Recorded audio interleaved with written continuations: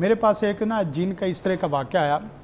کہنے لگے حافظ صاحب اس وقت نا میں صبح سے بیٹھا, رات عشاء ہو گئی, عشاء کے بعد میں فری ہوا تو فری ہونے کے بعد اچانک پھر فیملی آ گئی اور بڑے بال بکھرے ہوئے منتشر اور بڑے پریشان.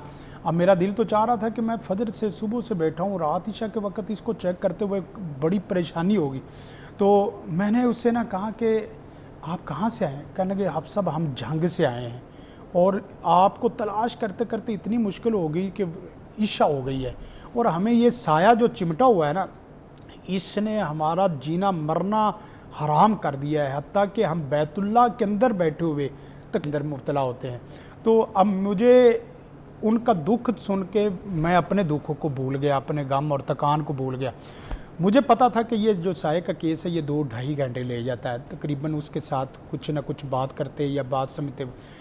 قصہ مختصر یہ ہے کہ میں نے اسے بٹھایا, تو میں نے بٹھانے کے بعد تھوڑا سا ابھی پڑھا ہے, تو پڑھنے کے بعد نا اس نے اس طرح ہاتھ مار کے کہنے لگا کہ تو نے جو کچھ پڑھنا ہے نا تو پڑھ لے, تو نے جو مارنا ہے نا مار لے, میں ادھر بیٹھا ہوں, مر جاؤں گا نہیں جاؤں گا.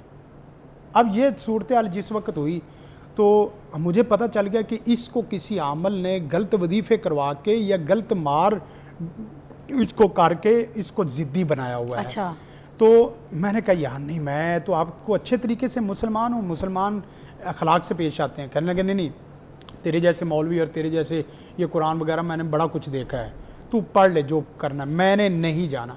میں نے کہا تیرا نام کیا ہے؟ ڈائریکٹ جن سے بات ہوئی. تو کہنے لگے کہ میں نے نہیں جانا. میں نے کہا تیرا نام کیا ہے؟ کہنے لگے نہیں میں نام, تو کون ہوتا میرا نام پوچھنے والا؟ میں نے کہا بھی دیکھ ہم صاحب اخلاق اور اچھے اخلاق کے نبی کے والی وارث ہیں, میں آپ کا پیار محبت سے نام لے کے ادب سے بلاؤں گا کہ سر ویسے نام بلاؤں گا اوئے اوئے کر کے بلاؤں گا تو اچھا نہیں ہے. تو اس بات سے تھوڑا سا نرم ہوا. نرم ہونے کے بعد اس نے نام بتایا. تو نام بتانے کے بعد میں نے جب قصہ پورا سنا تو قصہ سننے کے بعد مجھے پتا چلا کہ اس نے اور اس کی بیوی نے اور اس کے عاملوں نے اس کے اوپر اتنی تکلیف دہ مار اس کو ماری ہے غلط وظیفے پڑھ کے, جس کی وجہ سے وہ ضدی ہو چکا ہے. تو میں نے اسے کہا کہ بات سن یار, غلطی ہماری ہے, ہم اس بات میں غلط ہیں کہ ہم نے آپ کے لیے غلط وظیفے پڑھے, ہم نے آپ کے لیے غلط کام کروائے, عاملوں سے مار پڑوائی. تو میں آپ سے سوری کرتا ہوں. آپ یقین کریں کہ جس وقت نا میں نے سوری کا لفظ کہا نا تو پہلے اس لیول سے نام کے بعد ادھر آ گیا, ادھر کے بعد ادھر آ گیا. وہی سایہ جو پوری زندگی جان نہیں چھوڑ رہا تھا. تو ہوا اس طرح کہ اس نے توید پہنا ہوا تھا, میں نے توید اتارا. میں نے کہا توید اتار فوراً, وگرنہ توید کی وجہ سے شیاطین نہیں جاتے. تو جس وقت وہ آخری جملہ یہ ہے کہ جس وقت میں نے کہا سوری, کہنے لگا نہیں پھر حافظ میں سوچوں گا 2 دن دے. میں نے کہا یہ جھنگ سے پھر 2-4 دن کے بعد آئیں گے. تو میں نے سوری کرتے وقت سوچا ہے ہماری غلطی ہے, تو ہمیں اپنی غلطیوں پر سوری کرنے میں ہم چھوٹے نہیں ہوتے, بڑے ہوتے ہیں. تو اس طرح آپ یقین کریں میں نے نا اپنی نا ٹوپی اس طرح جو اتار کے نا کیا میں نے اس کے نا اس طرح نا قدموں میں اس طرح پھینک دی. میں نے کہا دیکھ ہمارے نا بر صغیر پاک و ہند میں یہ رواج ہے کہ جو آدمی اپنی پگڑی کسی کے سامنے رکھ دے نا تو 100 سال کی قتل و غارت کی دشمنی بھی ختم ہو جاتی ہے, اور تو اس کو چھوڑ نہیں رہا. تو اس طرح جس وقت اس نے میری والی کیب دیکھی اور اس کے بعد کہنے لگا حافظ صاحب ادھر دیکھیں, میں 25 سال سے ان کا جینا میں نے حرام کیا ہوا تھا, اور یہ بیت اللہ اور باقی آگے پیچھے کر رہے تھے, دعائیں بھی کر رہے تھے, معاملات بھی کر رہے تھے, لیکن اپنے گناہ نہیں چھوڑ رہے تھے, اپنی کوتاہیاں نہیں چھوڑ رہے تھے. بیت اللہ میں طویل پہنتا ہوا جاتا ہوا اچھا نہیں لگتا.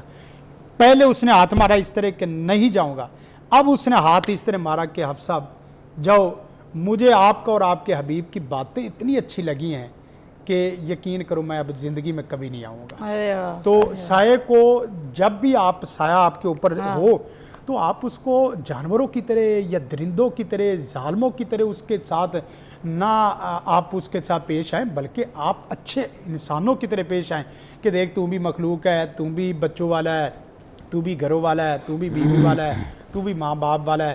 جس طرح ہمیں تکلیف ہے ہم آپ کے لیے دعا گو ہیں.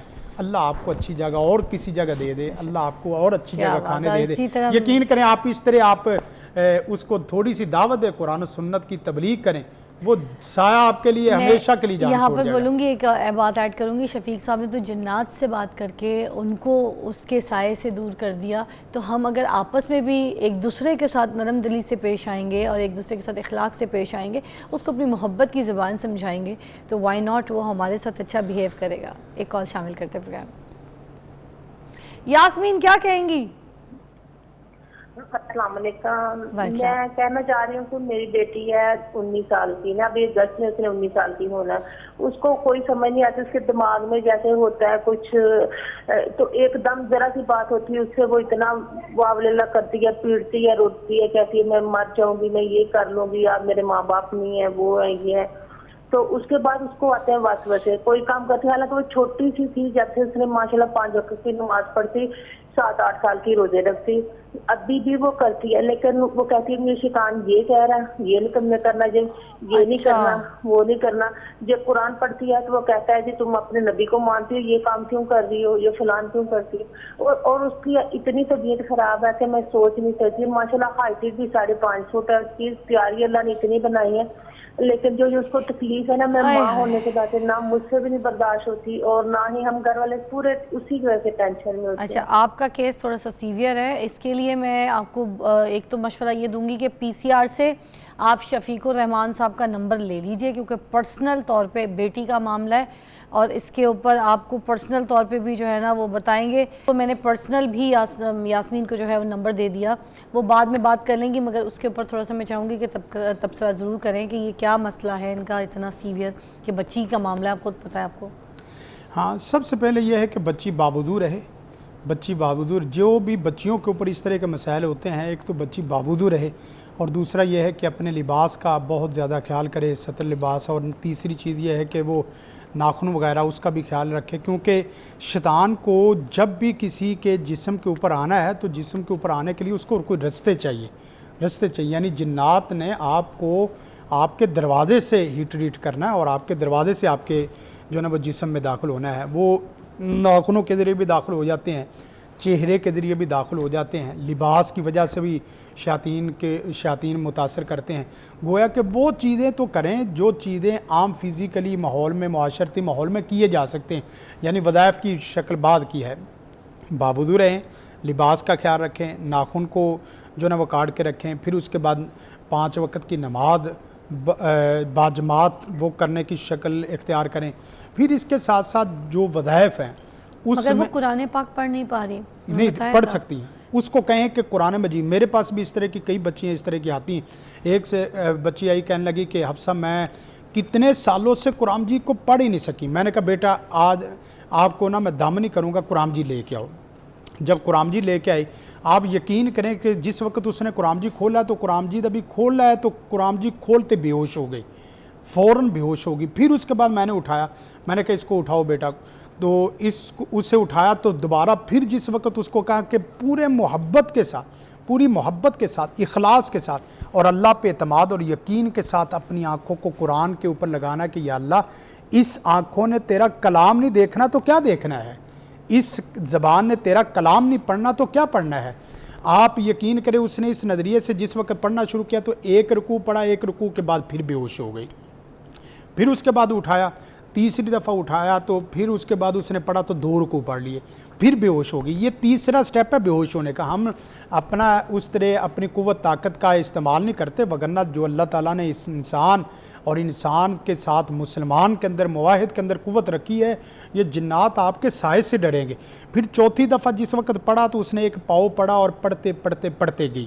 پھر میں نے کہا کہ کل بھی آپ نے قرآن پڑھنا ہے۔ آپ یقین کریں وہ بچی جو قرآن دیکھ نہیں سکتی تھی وہ اس وقت 1 سپارہ 2 سپارے روزانہ کی بنیاد پہ قرآن پڑھ رہی، اور وہ قرآن پڑھتی جا رہی، علاج خود ہی ہوتا جا رہا ہے۔ آپ عاملوں کے پاس چلے جائیں، عامل باقاعدہ یہ کہتے ہیں یہ آیت نہیں پڑھنی، یہ آیت میری اجازت کے بغیر نہیں پڑھنی، یہ آیت ٹھنڈی ہے، یہ آیت گرم ہے، یہ وظیفہ سخت ہے، یہ وظیفہ نرم ہے، صرف اس لیے کہ اپنے ساتھ جوڑتے ہوئے ان غریبوں کا خون چوستے ہیں جو غریب نہ اپنی روٹی پوری کما سکتے ہیں، نہ اپنی صحت پہ، اپنی تعلیم پہ اس طرح وقت نہیں لگا سکتے۔ تو برکہ بہنا کو اس طریقے سے یہ عمل کرنا چاہیے، اللہ رحمت فرما دے گا۔